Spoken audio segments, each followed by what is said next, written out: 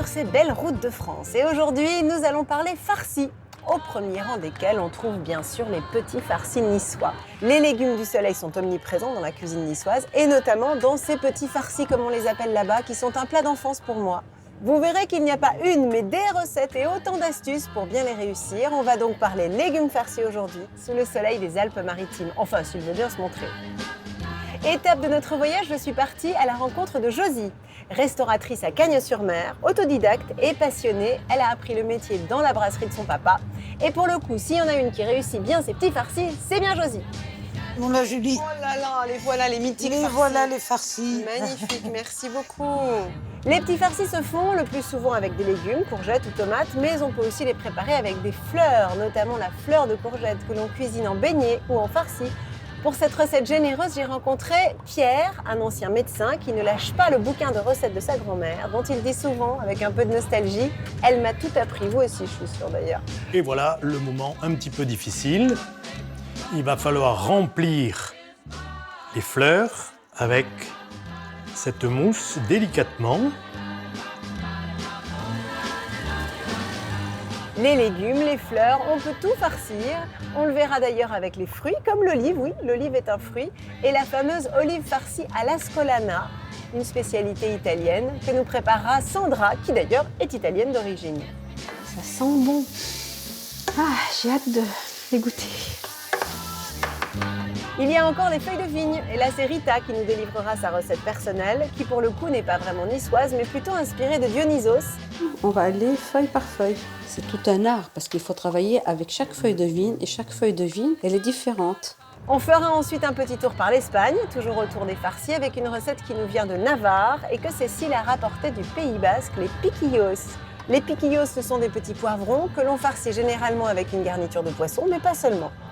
Voilà pour le programme. Thierry, notre chef, et Raphaël, notre chimiste culinaire, m'attendent en cuisine pour attaquer ces farcis niçois. Et il va falloir être sérieux car nous recevrons pour le déjeuner le champion du monde de la discipline. Ça existe. C'est pas de la rigolade la cuisine niçoise, moi je vous le dis.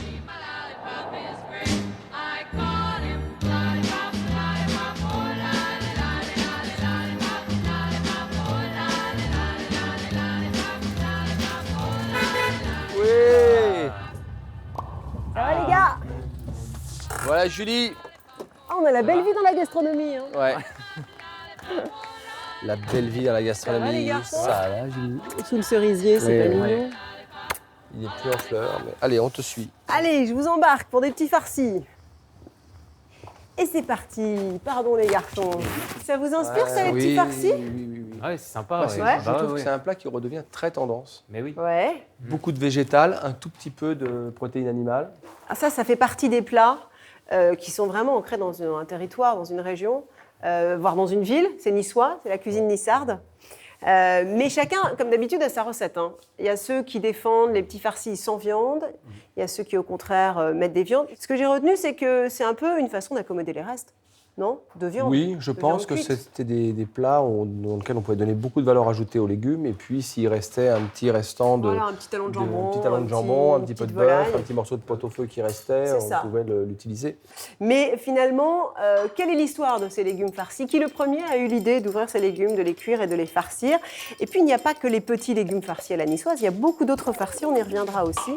Dans la galaxie des techniques culinaires, cela fait longtemps, très longtemps que la farce est avec nous. Présente dès l'Antiquité, elle permet de conserver et cuisiner poulet, lièvres, porcs et autres rongeurs. Dès la fin du IVe siècle, la compilation culinaire romaine des Recoquinaria d'Apicius fourmille déjà de recettes et conseils pour farcir avec des aliments crus ou cuits, hachés plus ou moins finement, assaisonnés et même alcoolisés. Au Moyen-Âge, âge d'or de la chasse, les farces sont liées à la cuisine du gibier extrêmement plébiscitée. Elles sont réalisées avec leurs abats comme le foie ou encore la cervelle et remplissent la panse des animaux. On ne parle pas du dindon de la farce mais bien de la farce du dindon. La technique de la farce a ensuite été déclinée à de nombreux plats qu'ils soient à base de viande, de poisson ou encore de légumes. C'est dans cet esprit que les petits farcis niçois ont vu le jour à la fin de la Renaissance, au milieu du XVIIIe siècle où le vieux continent découvre les courgettes fraîchement importées d'Amérique et les tomates considérées alors et surtout comme des plantes ornementales.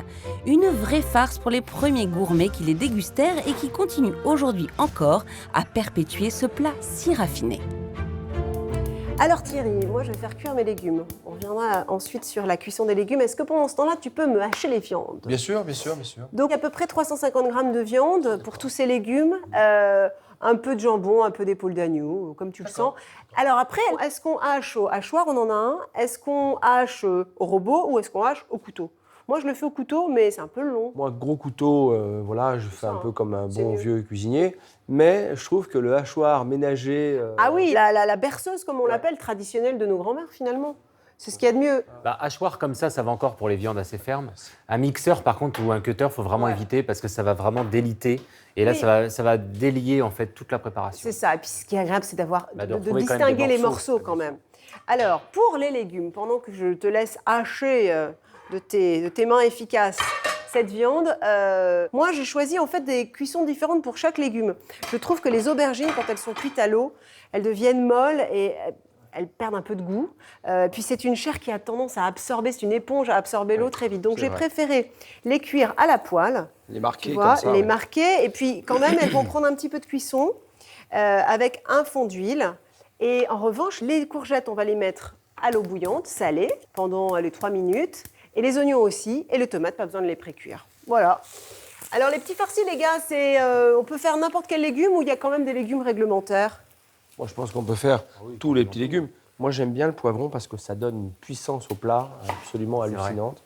Surtout que bien souvent, on a enlevé la peau en la faisant brûler. Là, et je trouve que ça a donné du goût. Alors justement, je sais que tu aimes bien les poivrons puisque c'est ce que tu nous as cuisiné dans tes cuisines à toi. Tes cuisines parisiennes, mais néanmoins inspirées par la Provence et par le comté niçois. Et là, tu nous as proposé des poivrons farcis. Ouais.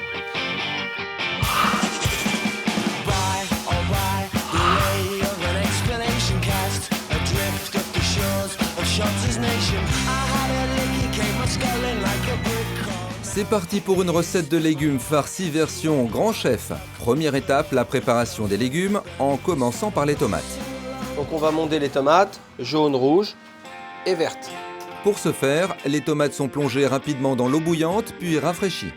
Thierry s'attaque ensuite aux poivrons auxquels il réserve un sort un peu particulier. Donc là je les passe à la flamme. Vous pouvez faire ça sur votre gazinière, bien sûr, il n'y a aucun souci. Vous voyez, ça colore très très vite, mais ça ne brûle pas. Et alors après, pour les éplucher, on va les enfermer dans une poche en plastique. Hop. On enferme, on fait un joli nœud et on laisse reposer une demi-heure. Voilà. Dans une demi-heure, on va les rincer simplement à l'eau courante, sous le robinet. Une bonne astuce pour éplucher plus facilement les poivrons grâce à la condensation qui décolle la peau du légume. Le chef épluche ensuite une patate douce dans laquelle il découpe de très fines tranches qu'il blanchit afin de les attendrir, pendant que sa collaboratrice Elsa pèle les tomates. Le chef réitère l'opération avec une grosse pomme de terre à chair ferme. Volontairement, je l'ai nettoyée, mais je la coupe avec la peau. Les légumes fin prêts, Thierry Marx passe à la deuxième étape de sa recette, à savoir la préparation de la farce avec de l'entrecôte de bœuf très grasse hachée grossièrement pour garder de la mâche. Mais un morceau de poitrine pourrait aussi faire l'affaire. Je fais cette manipulation-là parce que j'aime bien hacher ma viande, puis j'aime bien choisir mes morceaux. Mais très facilement, vous pouvez demander à votre boucher de le faire à votre place, il a une machine. Pour parfumer sa farce, le chef incorpore ensuite de la ciboulette hachée finement. Un peu de fort de sel, un tour de moulin à poivre, et on va réserver au froid. Lorsque la farce a reposé, Thierry Marx s'attaque à la troisième étape de sa recette, farcir les légumes. Il commence par les tomates, évidées par son second, Stéphane. Et pour leur donner une jolie forme, place au tour de main du chef. Je ferme et je serre.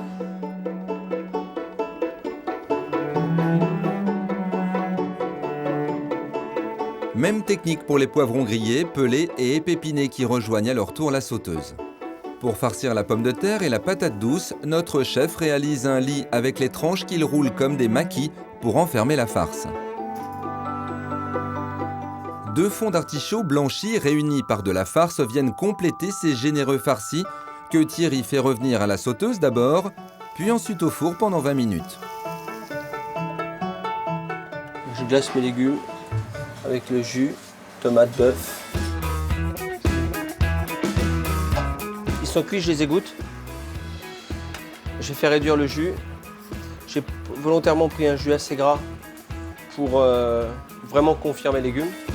Place à la 5e et dernière étape, le dressage des farcis en étoiles, que le chef nappe de ce fameux jus de viande de bœuf réduit avec des tomates.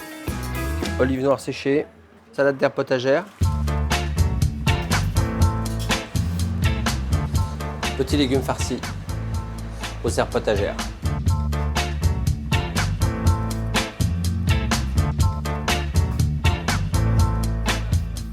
Et les enfants, c'est pas beau ça? Revisité. C'est magnifique. Ouais. Oh là là. Très très beau. Ouais. Avec l'olive noire séchée dessus. Ouais. Oui, Bah, qui vient condiment, ponctuer. du coup. Bah ouais, Ouais. je les mets dans le four du boulanger, elle sèche. Alors c'est un peu l'anecdote, mais toi tu le mets sur Olives la table. dénoyautées que tu Olives laisses au alors, four. pas les plus belles olives, très honnêtement. Ouais, bien sûr. Celles qui sont un peu concassées, c'est ça. Je les fais sécher. Mais la mixage, belle idée, c'est ouais. ce que tu disais, c'est de les retourner aussi. Oui, parce parce qu'on que- n'y pense pas, mais c'est Souvent, très ça joli. sèche dans le four. Les poivrons sont extrêmement fondants. Hein. Mmh. Délicieux. C'est très très beau. J'adore faire mes farcis avec de la poitrine de bœuf. Bien Toujours sûr. un peu trop grasse. C'est un morceau bon marché en plus. Oui, elles font, elles confient un peu mes légumes. Oui, il y a besoin de matière grasse quand même dans ce Bien plat. Ouais, sûr. voilà. Ouais. C'est délicieux, C'est Thierry et vraiment l'homme. très bon. L'artichaut, là, c'est assez surprenant. J'y aurais pas pensé. Bon, les gars, on cède à la tentation de la gourmandise, mais il faut bosser quand même Et la un couleur. peu. Et la couleur. C'est le soleil, la couleur. Voilà, C'est c'est vrai, jardin, là. c'est vrai.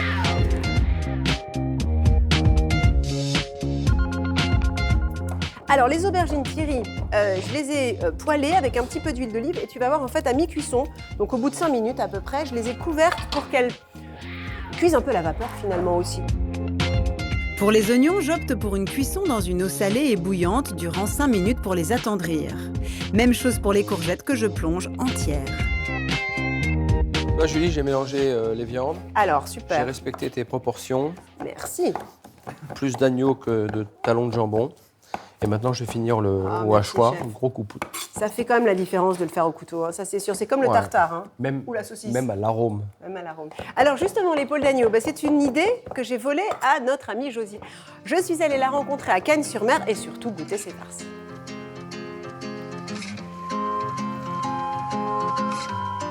Pour apprendre la recette authentique des farcis niçois, j'ai décidé d'aller à la source, tout simplement. Après avoir atterri à Nice, on longe le littoral pour se rendre dans l'arrière-pays, direction Cagnes-sur-Mer, à la rencontre de Josie, dans le restaurant dans lequel elle officie depuis 47 ans. Une adresse chaudement recommandée par un ami commun, le chef étoilé Jacques Maximin, une valeur sûre donc.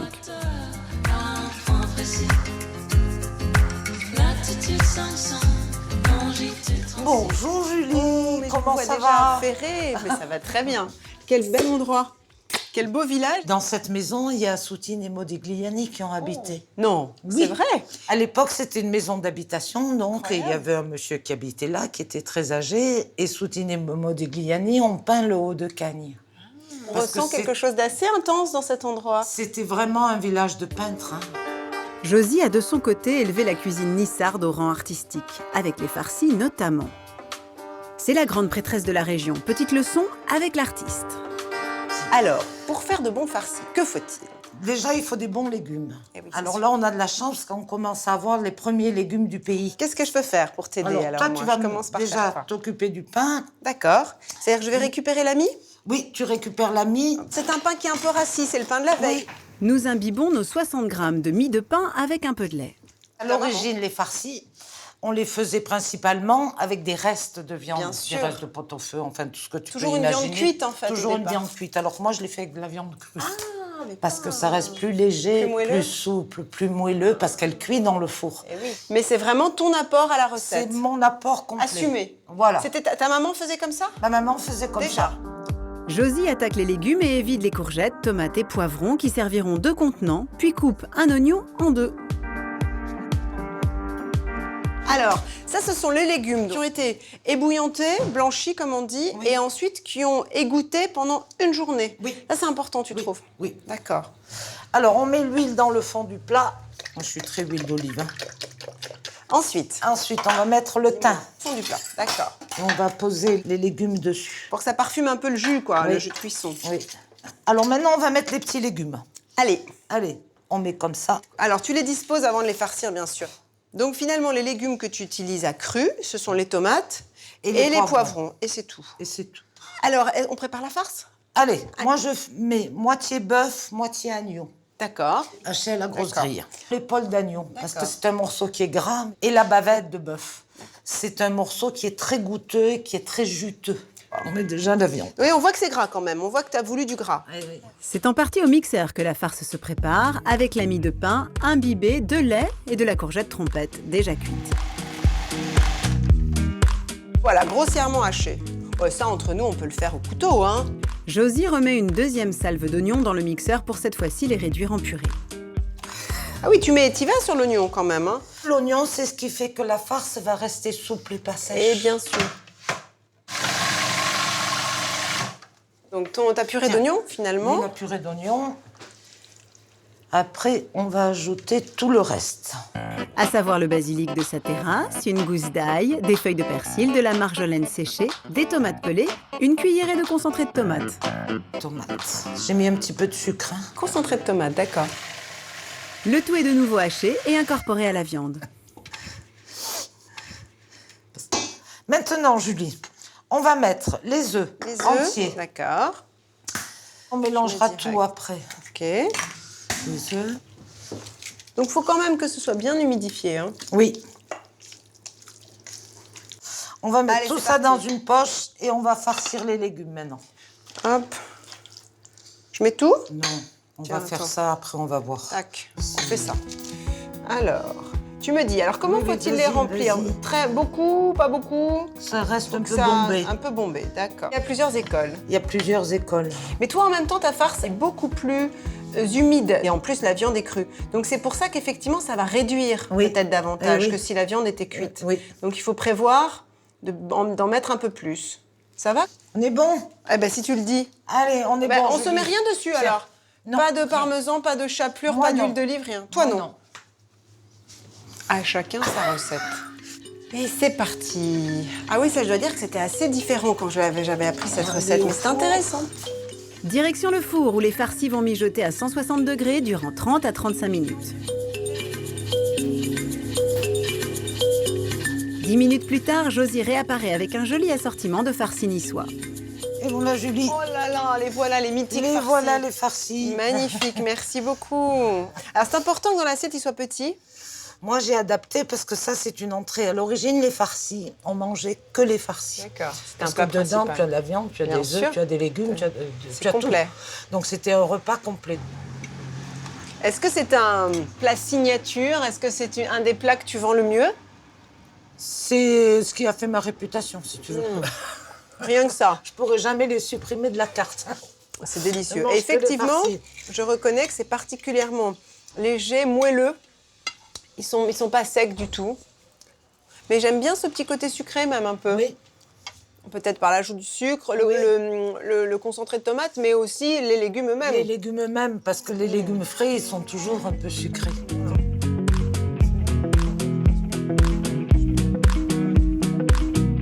Si Josie et notre chef Thierry ont choisi des viandes crues, j'ai choisi de mon côté de rester fidèle à la recette originelle. Je missionne donc Thierry pour hacher au couteau la viande cuite.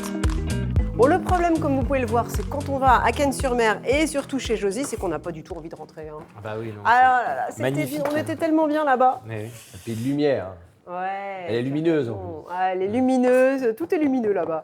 Et surtout, c'est farci. Alors, Josie, elle utilise 2 œufs pour à peu près la même quantité de viande. Moi, j'en ai mis moins. C'est intéressant de voir avec toi l'influence de l'œuf. Oui, on n'est même pas obligé des fois. hein. Ah bah oui, ça m'intéresse. Alors, en revanche, je lui ai emprunté l'idée du concentré de tomate.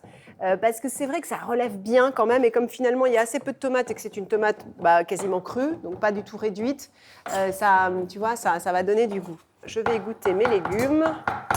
Voilà. Le plus important dans cette recette, finalement, c'est de se débarrasser d'un maximum d'eau. Hein. Parce qu'évidemment, comme tu l'as dit, les légumes, c'est de l'eau. Et en revanche, dans la farce, c'est pas terrible.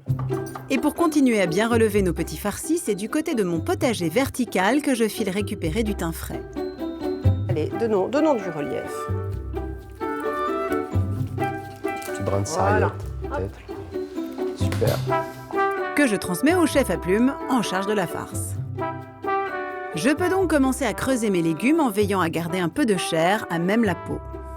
Moi, je mets un petit centimètre. Ah, évidemment, il ne faut pas entamer la peau, hein, qui va être un peu le réceptacle. Je parfais mon aubergine.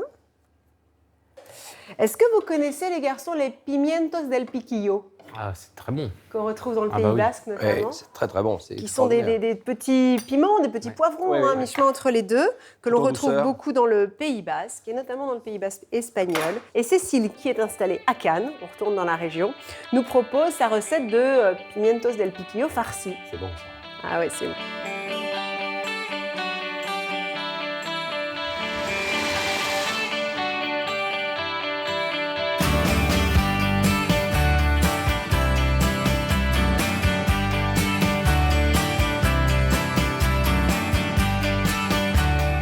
Direction le bord de mer méditerranéen pour rejoindre l'élégante et cinéphile ville de Cannes.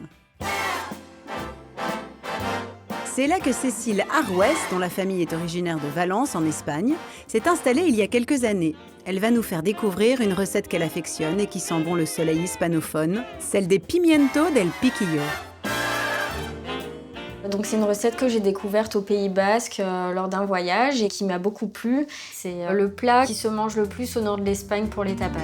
Et qui fait rentrer dans sa composition 2 ingrédients locaux. Voilà, on a de la morue, mais surtout les fameux poivrons de piquillo, qui sont des petits poivrons cultivés en Espagne, en Navarre. Alors ces poivrons, ils ont la particularité d'avoir un goût à la fois fumé, puisqu'ils ont été rôtis au four, mais aussi un peu sucré, donc ce qui s'accorde vraiment bien avec cette préparation à la morue. Des poivrons de petite taille et déjà évidés dans lesquels elle pourra mettre sa farce de poisson, dont elle débute la préparation de ce pas. Donc là, on va commencer par l'ail, qu'on va faire cuire en premier. Donc, je vais mettre une demi-gousse d'ail et on va faire cuire la demi-gousse d'ail dans un peu d'huile d'olive. Elle le retire au bout d'1 minute et le remplace par un oignon finement émincé. Alors les oignons, il faut les laisser cuire à peu près 5-10 minutes jusqu'à ce qu'ils soient dorés. On va avoir une texture un peu fondante. Il ne faut pas que les oignons soient croquants. C'est des souvenirs d'enfance en fait et ça ne change pas beaucoup. J'ai vraiment l'impression quand je les mange de retourner en enfance et de retrouver mes origines. Là, ils sont bons là.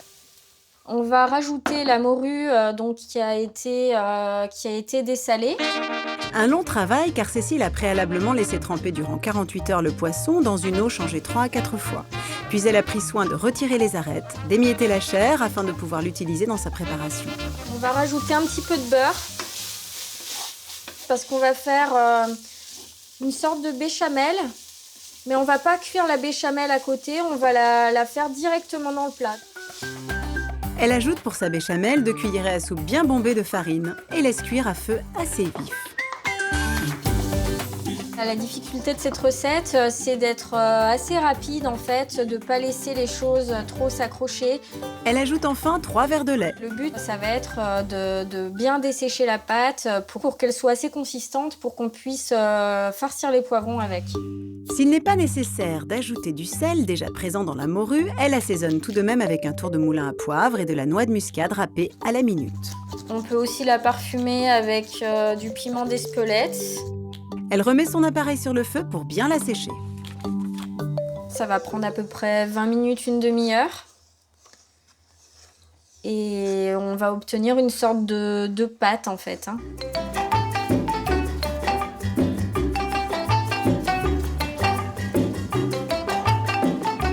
Voilà, faut rester tout le temps devant pour bien remuer pour que ça accroche pas trop et en même temps qu'elle s'assèche.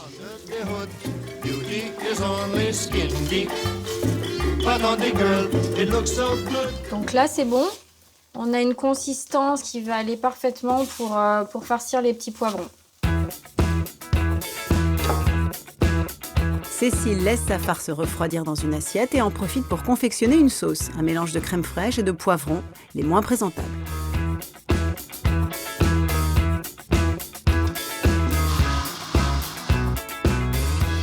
Alors maintenant que la préparation elle a refroidi, je vais farcir les petits poivrons avec cette préparation à base de morue.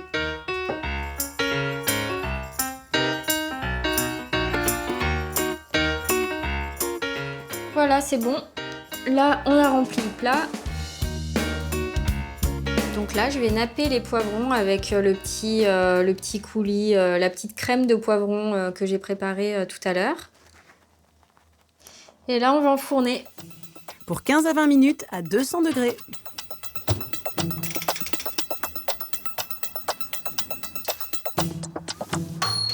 Et voilà, donc là, ils sont prêts.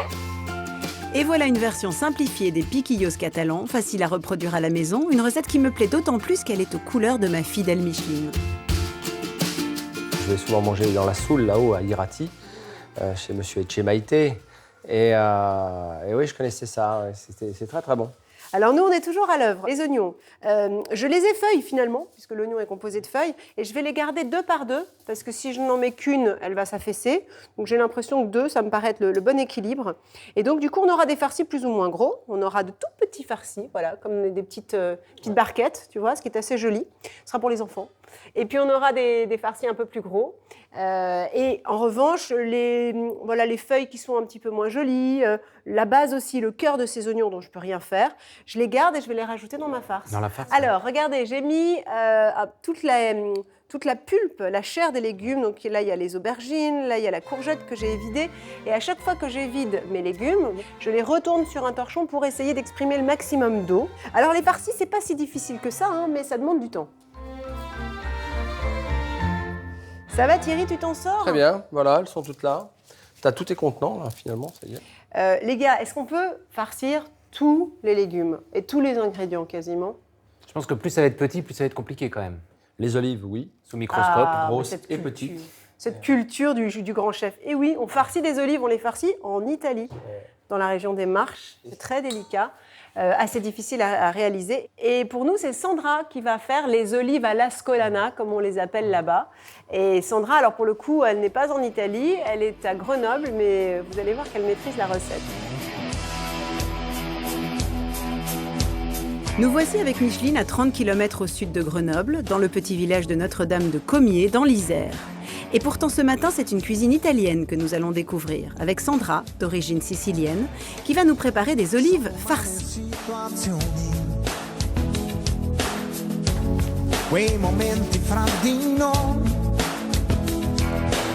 C'est une spécialité italienne qui nous vient de la région des Marques.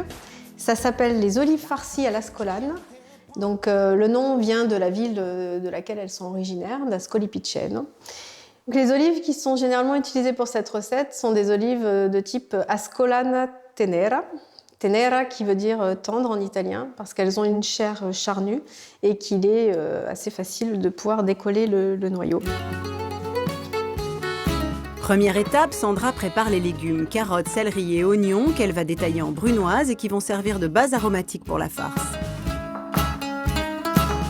On coupe très fin de manière à ce qu'on ait des légumes qui cuisent assez rapidement. Donc on va faire revenir les aromates avec de l'huile d'olive.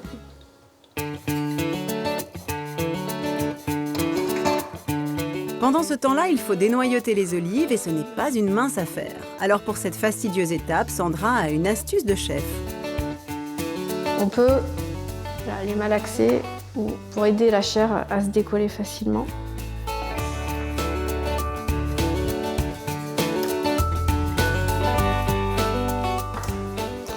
Donc il suffira ensuite juste de l'ouvrir. Une fois les légumes cuits, notre cuisinière y ajoute un mélange de 3 viandes, du porc, du poulet et du bœuf. Une myriade d'ingrédients pour un si petit fruit. Ça sent bon. Ah, j'ai hâte de les goûter. Donc on va rajouter le vin blanc. Donc là, il y a l'équivalent de 20 centilitres. Et on va laisser mijoter jusqu'à évaporation totale du vin. Je ne sale pas volontairement parce que les olives sont déjà assez salées et on va rajouter du parmesan qui est aussi pas mal salé. La farce fin cuite, Sandra attend qu'elle refroidisse. Pendant ce temps, elle mixe une tranche de pain de mie avec du parmesan. Puis incorpore un œuf entier à la farce. Donc l'œuf va venir lier la farce. Elle rajoute alors son parmesan mixé. Donc le parmesan, il est en grande quantité, mais c'est ce qui apporte vraiment de la saveur à la farce. Il est indispensable. Puis Sandra repasse la préparation au mixeur. Donc on va faire par à-coups. La farce est prête, le travail de fourmi peut commencer. Voilà, on essaie de redonner la forme initiale de l'olive. La cuisine italienne, c'est une cuisine généreuse, hein, donc on y va, on les remplit bien, que ce soit bien gourmand. Mais il faut ensuite paner les olives. On commence par la farine, ensuite l'œuf, et puis on termine par la chapelure. Pour terminer, notre italienne va faire frire les olives jusqu'à ce qu'elles soient bien dorées. Alors 170 degrés, c'est la température idéale pour la friture. En dessous, on va avoir un ingrédient qui va se gorger d'huile, parce que ce ne sera pas assez chaud. Et au-dessus, l'huile va brûler, va chauffer. Ne reste plus qu'à les savourer bien chaudes pour profiter ainsi de leur croquant et de leur saveur délicate et fruitée d'olive verte. Alors, effectivement, on farcit des olives. Elle l'a d'ailleurs très bien fait. On voit que c'est minutieux, mais ce sont quand même d'assez grosses olives qu'on ne trouve pas facilement en France, d'ailleurs. Non. Peut-être chez les épiciers italiens, probablement. Oui, ou sur commande. Ou sur commande, absolument. Nous reprenons la préparation de notre farce en y ajoutant un œuf, pas besoin d'en mettre davantage, avec 2 gousses d'ail préalablement blanchies, la persillade, 50 g de parmesan et, comme mon amie Josie, une cuillère à soupe de concentré de tomate. Je vais m'occuper de la chair de légumes. Hop là, et on y va. À l'ancienne, comme les mamies de Nice. Alors, tiens, avant que je ne termine de hacher ma farce, je vais prendre un peu de pain rassis. C'est l'avantage de ces recettes. Tu veux que je le décroute un peu plus? Oh, ça va, c'est de la va aller. baguette. J'aurais pu prendre un pain de campagne d'ailleurs, mais j'avais ça sous la main et je vais le couvrir de lait pour l'imbiber légèrement. Et après, hop, voilà. On va mettre de l'eau aussi. De l'eau plutôt que du lait? Ou du bouillon. Moi, je mets du Ah oui, bouillon. c'est une bonne idée, du bouillon de légumes. Bah, du bouillon de légumes, ouais. Alors, hop, qu'est-ce que t'en penses, Thierry? Je hache encore un peu, non? Non, parce que Non, pas trop? il faut qu'on puisse retrouver un petit peu Les dans morceaux. la mâche les morceaux. D'accord. Allez, je crois qu'on est bon. Alors, si on sent que la chair, parce que ça dépend des légumes, évidemment, de leur qualité, de leur maturité, de la cuisson aussi, si on sent que la chair des légumes est très aqueuse, qu'elle contient beaucoup d'eau, on les goûte auparavant. Là, j'ai l'impression que ça va, parce qu'il faut un petit peu d'humidité quand même, hein. Oui, ça évite que la viande dessèche de trop. Ça va être un peu le rôle de l'œuf d'ailleurs aussi. Si tu as des légumes qui sont très aqueux, Ouais. là tu peux mettre un œuf qui va vraiment servir de liant. Ah d'accord. Voilà. Bah tiens, attends, on va venir te voir, tu vas nous parler de ça. Hop, Thierry, on abandonne On abandonne l'ouvrage nos fourneaux, tiens. Lâchement. Alors, dis-nous tout. Alors, là c'est uniquement des farces bœuf, porc. Il n'y a pas du tout de légumes dedans. Mélangé alors. Mélangé. Alors là, il y a plus de porc que de bœuf. Là, c'est moitié-moitié. Et là, c'est le contraire. Il y a plus de bœuf que de porc. D'accord. Et puis après, là, on a un peu forcé le trait. On a enlevé un tiers de la préparation, qu'on a remplacé par un tiers d'œufs battus, ou alors du pain, justement, pain de mie fameux pain, imbibé dans trempé. du lait. Voilà. Alors, un tiers, c'est beaucoup, hein, d'habitude, sûr, dans les mais proportions. c'est pour, Mais là, c'est juste pour vous tirer les montrer les conclusions. excès. Voilà. Alors, premier excès, vous voyez, ici, ça coule. Le porc, c'est très gras. Donc, ça va relarguer beaucoup de matière grasse dans les légumes. Donc, D'accord. voilà, bon, on va comparer. La moitié-moitié, bon, on voit qu'il y a un petit peu quand même Un peu de gras, un petit mais peu de moins. gras. Et le bœuf, lui, par contre, beaucoup plus sec. D'ailleurs, ça se voit aussi rien qu'à la texture. Là, on a Toi vraiment aussi, hein, c'était séché. assez sec. Là, et on a très vraiment peu gras. séché les farces sont assez sèches là. La conclusion, ce serait de dire qu'il Faut faudrait regarder- faire moitié-moitié Ça peut pour être- avoir une farce non pas sèche, Voilà, pas mais trop grasse, pas trop sec. grasse. non Voilà. Et dans cette farce moitié-moitié, j'ai rajouté du pain de mie imbibé, évidemment, et puis des œufs. Alors là, on voit que les œufs, donc un tiers d'œuf, c'est beaucoup, donc ça fait vraiment une pâte qui est très collante. Et l'œuf, quand on en met trop, bah, vous voyez, ça sèche. Ah ouais, et puis ça a un côté Parce que c'est très pâte sec. agglomérée, quoi. Mais oui, c'est compact. ce jaune d'œuf, ça fait compacte, presque exactement. omelette. Voilà. Donc on va retenir que l'œuf, c'est un très bon liant. Donc si vous avez beaucoup de légumes qui relarguent beaucoup d'eau, mettre un œuf, là, ça a vraiment un intérêt Nous, parce on en que ça met va un, assécher. effectivement. Voilà. D'accord. Et puis le pain de mie, au contraire, d'ailleurs, on le voit, c'est déjà très mou. Ça va va vraiment donner du moelleux. donner du moelleux. Et je pense qu'un bon compromis dans les farces, c'est de mettre un petit peu d'œuf qui va servir de liant, du pain de mie imbibé dans du lait ou dans un bouillon de légumes, évidemment. Si on le prend sec, il va absorber tout le gras, tout le jus de viande, et là, ça va être encore plus sec. On va farcir les courgettes, nos courgettes. Mais vous savez bien sûr que l'on peut farcir les fleurs des courgettes en saison. Ça, c'est bon. C'est tellement bon, c'est tellement en beignet, délicat. ouais. Ah, en beignet également.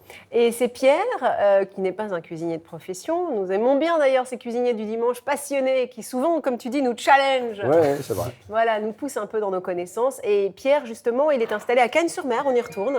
Et il va nous apprendre sa recette de fleurs de courgettes Et farcies. c'est pas facile. Et non, avec une mousse Ah de non, non. rascasse, ça fait rêver. Voici pour 100 francs du thym, de la garrigue, un peu de safran et 1 kilo de figues, voulez-vous pas vrai? Un beau plateau de pêche ou bien d'abricots. Pierre Belleudy, un ancien médecin de montagne et ardent défenseur de la cuisine nissarde, va revisiter pour nous un des grands classiques de la cuisine niçoise, les fleurs de courgettes farcies. Il m'attend devant son primeur préféré, qui ne propose que des produits locaux bien sûr et de première fraîcheur. Salut Jean-Marc. Bonjour Pierre, comment tu vas? Ça va bien? À choisir ce que je vais faire à manger. Je te donne vraiment ouverte. Voilà, bien ouverte comme ça pour pouvoir les farcir. Voilà. Tu vas vraiment avoir quelque chose de très bon. Voilà. Et l'avantage, c'est que c'est des produits extrêmement frais qui vont cuire en quelques minutes. Voilà. Il prend également de belles bottes de persil et de basilic. Ces emplettes terminées, direction la maison de Pierre, située dans les terres, non loin du charmant village de Saint-Paul-de-Vence. Comme tous les cuisiniers amateurs et gourmets de la région, Pierre a une bible locale, écrite par l'ancien maire de Nice, Jacques Médecin, et qui reste une référence. La cuisine du comté de Nice, voilà l'édition originale qui fait référence de la cuisine niçoise à l'heure actuelle et qui est toujours éditée et qui me sert de temps en temps de base de travail. Pour cette recette, Pierre commence par la confection de la farce. Donc on va préparer maintenant notre mousse de rascasse avec 2 filets de rascasse, environ 250 grammes. On peut utiliser d'autres poissons, bien évidemment, la dorade, le loup. Le loup est un petit peu plus fin, plus difficile à travailler. Je vais le découper en petits morceaux. On va installer tout ça dans le bol d'un blender. On va rajouter là-dedans 150 grammes de crème fraîche et on va se préparer 2 blancs d'œufs. Pierre assaisonne d'un peu de sel, de poivre et d'un mélange d'anettes séchées et de badiane. Le mixeur fait le reste.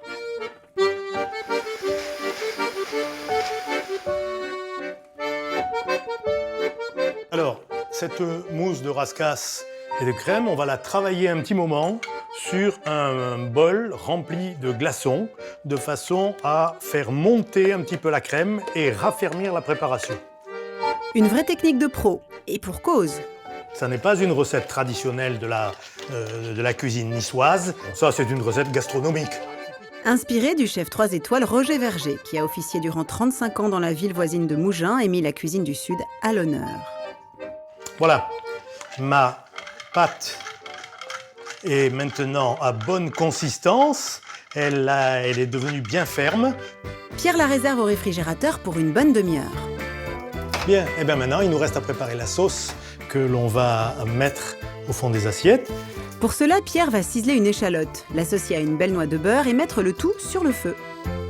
Voilà, il ne faut pas trop faire roussir les échalotes, elles vont juste un peu blondir dans le beurre à feu relativement doux.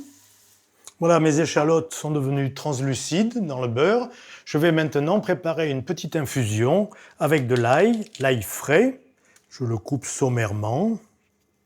Je vais le mettre dans la crème et faire une infusion d'ail, de crème et d'échalotes. On va laisser infuser ça 5 à 6 minutes. Et Sud oblige, il ajoute quelques feuilles de basilic frais. Je les rajoute dans la crème chaude, mais je ne les ai pas fait cuire ni bouillir. L'infusion passe également au mixeur et donne une sauce lisse au verre immaculé. Pierre la réserve sur le feu à température douce et prépare maintenant le plat de cuisson. Au fond de mon plat, je vais mettre un petit peu d'huile d'olive. Je vais rajouter un tout petit peu d'eau, de façon à avoir une petite vapeur à la cuisson. Notre cuisinier amateur, qui a récupéré sa farce bien refroidie, la met dans une poche pour passer au vif du sujet. Et voilà le moment un petit peu difficile. Il va falloir remplir les fleurs avec cette mousse délicatement. Voilà, on ne les charge pas trop. On vient tourner l'extrémité de la fleur et la déposer dans le plat. Il réitère l'opération délicatement pour chacune des fleurs. Il ne nous reste plus qu'à faire cuire nos courgettes à 200 degrés. Comme ce sont des courgettes très tendres, ça va durer 5 à 6 minutes seulement. À peine le temps de profiter de la terrasse, les fleurs de courgettes farcies sont prêtes. Et c'est bien sûr à l'extérieur qu'elles se servent et s'apprécient.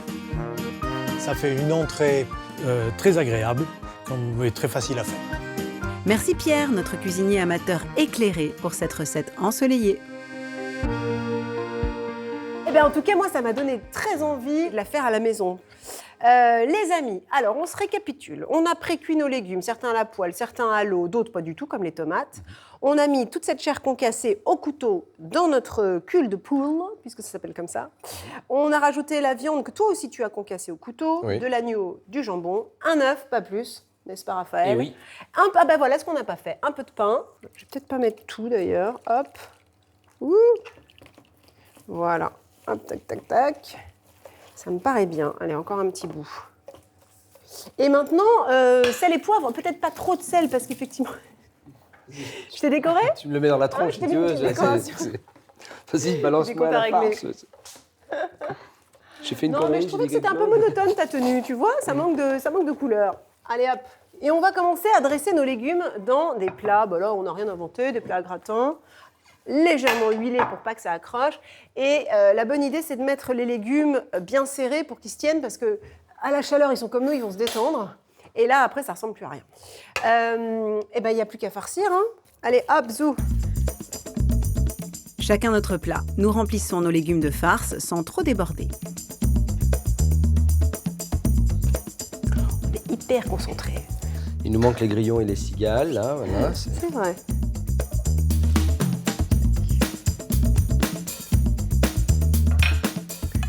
Hop là. Proms. Même temps. Dis-moi, j'aurais tendance à mettre des petits brins de thym là qui te restent dessus. Ouais. Moi, ce que j'aime faire, c'est les mettre sur le côté. Sur le Comme côté. ça, avec la convection, La vapeur, un petit peu. la vapeur, ça va Ah, pas nous sur le aromatiser. Non, hop, tu vois, je fais un petit truc comme ça. Puis comme ça, à la convection, ça va dégager. Je comprends, un peu dans la vapeur de l'eau des légumes, Oui, quoi. Exactement. Je comprends, plutôt que de les mettre dessus. Bonne idée, chef, bonne idée. Une de plus. Un voile de parmesan, un voile de chapelure, et ça part au four. Et un petit filet d'huile d'olive, hein, parce que sinon, c'est pas des farcis niçois. Qu'est-ce que vous avez à vous bosser, là, les gars? Remarque, geste. Ah bah oui, théâtral, quoi.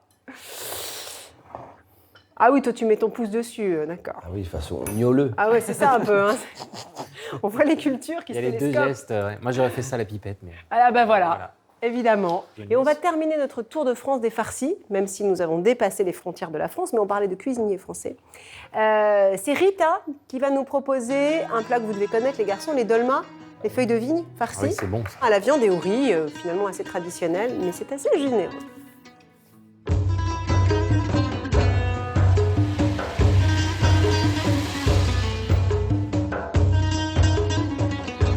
Direction Chaville avec Micheline pour découvrir en pleine Île-de-France une spécialité méditerranéenne qui s'apprécie de la Grèce à la Turquie en passant par le Liban.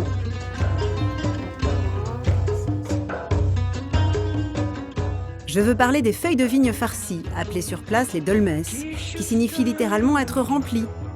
Rita, native de Beyrouth, a la gentillesse de nous dévoiler sa recette familiale, qu'elle varie selon l'humeur avec ou sans viande. Les feuilles de vigne sans viande, ça se mange froid, et avec la viande, ça se mange chaud. Aujourd'hui, c'est la version carnée qui débute avec la découpe de 4 tomates en petits dés. Ce qui va donner le jus de tomate, qui va donner un bon goût pour la farce. Les tomates rejoignent un récipient déjà rempli de bœuf haché. Rita y ajoute l'équivalent d'un petit bol de riz, une pincée de sel, du poivre noir et touche personnelle de la maison qui fait toute la différence, une demi-cuillerée de cannelle. Elle mélange l'ensemble à la main. Donc voilà, ça c'est la farce qui est préparée. Tout est cru, vous voyez ? La farce va pouvoir être emballée dans de jeunes feuilles de vigne non traitées qui sont traditionnellement séchées au soleil, accrochées les unes aux autres sur un fil et suspendues dans les cuisines. Donc, ça, c'est mes feuilles de vigne que j'apporte du Liban. Ça ne se trouve pas tout le temps. Et puis, il faut les prendre tendres parce qu'après, en septembre, les feuilles deviennent très, très dures. Donc, ce n'est pas bon pour manger. Donc là, maintenant, on va aller feuille par feuille. Et ça prend du temps. C'est pour cela qu'on ne le fait pas tous les jours, cette recette. Je ne mets pas beaucoup parce que le riz va gonfler à l'intérieur. Et il faut que ce soit comme ça, comme une petite tartine. Un petit sandwich. Il faut bien enrouler. Voilà ça. Et ce côté-là. Et hop. Et après, j'y vais. Je tourne. Et je serre bien la feuille. Voilà. C'est tout un art parce qu'il faut travailler avec chaque feuille de vigne. Et chaque feuille de vigne, elle est différente. Il faut bien que ce soit disposé comme ça. Bien tassé, sinon toute la feuille s'ouvre.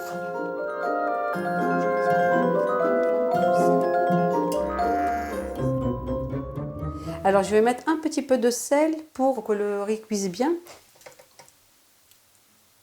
Je mets de l'eau tout juste pour les couvrir.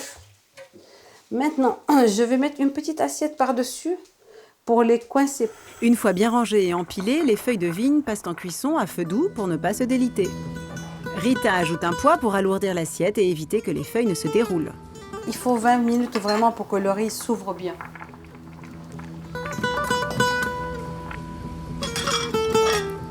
En fin de cuisson, elle verse le jus de 3 citrons pressés pour leur donner un goût acidulé, une autre habitude de la famille. Et j'en mets un peu d'huile d'olive par-dessus. Notre cuisinière les laisse encore quelques minutes à feu moyen cette fois-ci.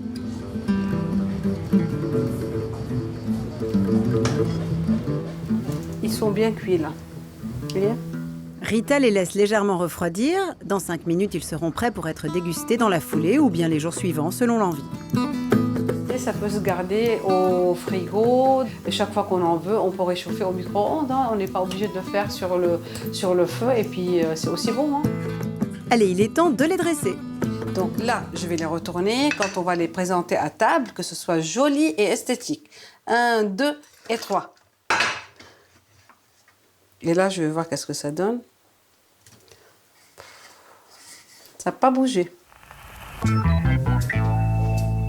Et voilà mes feuilles de vigne qui sont prêtes à être dégustées. Une recette authentique et savoureuse que vous pourrez décliner au fil des saisons avec des aubergines, des blettes ou encore du chou. De quoi se régaler tout au long de l'année.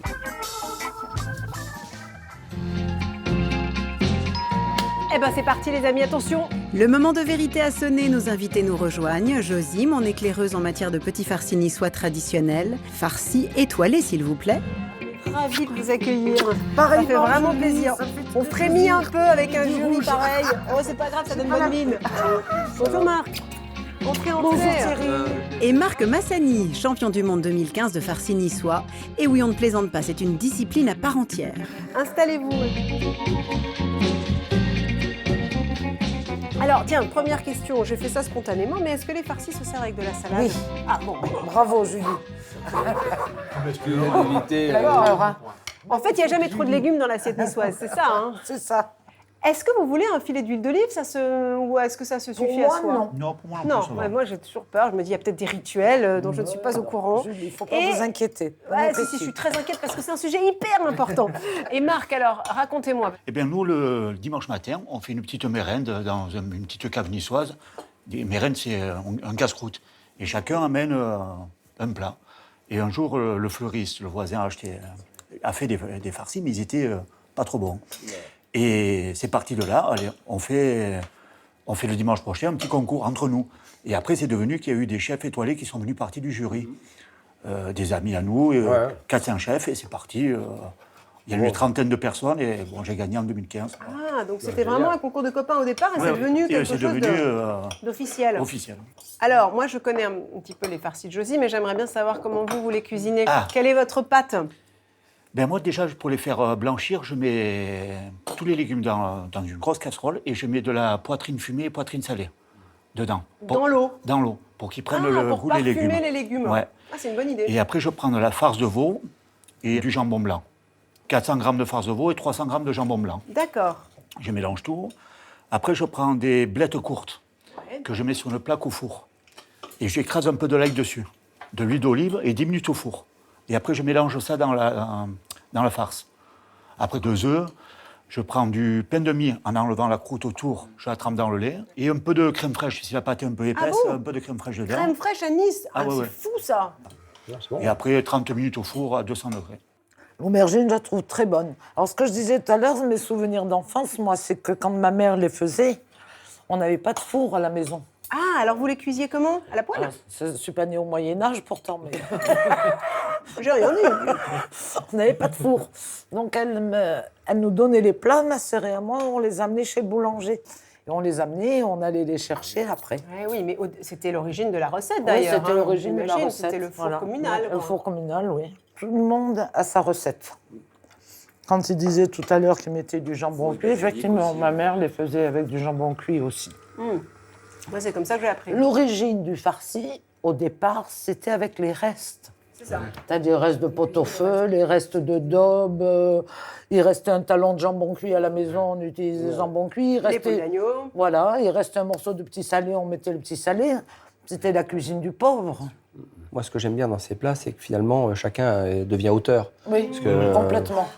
Toi, tu prends ça, on a Les ça. farcis, chacun fait ce qu'il veut. Comment vous c'est- trouvez la farce en elle-même? Un Est-ce que petit ça peu vous- sèche. Un peu sèche? Ah oui. On aurait dû peut-être mettre un peu Mais- plus de légumes. Un peu plus de légumes. Plus de légumes. Mais alors pour le coup, on n'avait pas de légumes, on a mis tous les légumes, alors il faut aller en chercher d'autres. Moi, j'en mets plus. Genre courgettes et oignons en plus. Courgettes, oignons en Voilà. plus. Courgettes, oignons En en plus, plus. des restes qu'on récupère. D'accord, d'accord. J'ai vu que vous avez mis de la chapelure dessus. Ouais. Ça, c'est bien. Effectivement, dans les farcis, on met de la chapelure dessus avec une petite noisette de beurre, ma mère. Ah mettait. d'accord. Du beurre et de la crème dans les farcis niçois. Mais attendez, mais c'est Mettez fou. juste une petite noisette Qu'est-ce de qui se beurre, passe? simplement On les pour a que la- perdus. la chapelure... Moi, je fais pas comme Josie, mais quand j'ai fini, je mets de l'huile d'olive dessus, la chapelure, c'est ce qu'on a et encore fait. une goutte d'huile d'olive dessus, sur D'accord. la chapelure, pour qu'elle soit un peu... Ah ouais. quand ça passe au four. Doré, hein. Et ben voilà, les petits farcis sont savourés, dégustés, appréciés, je crois. Bon, évidemment, chacun a sa version. On pourrait les faire un peu plus confire, un peu plus comme ci, comme ça. J'espère que ça vous a donné surtout envie de vous mettre en cuisine, d'élaborer votre version. Et vous l'avez compris, là où nous sommes tous d'accord, c'est qu'il faut avoir de bons produits. Si possible, les légumes de votre potager. Et en tout cas, on compte sur vous pour la prochaine. Salut!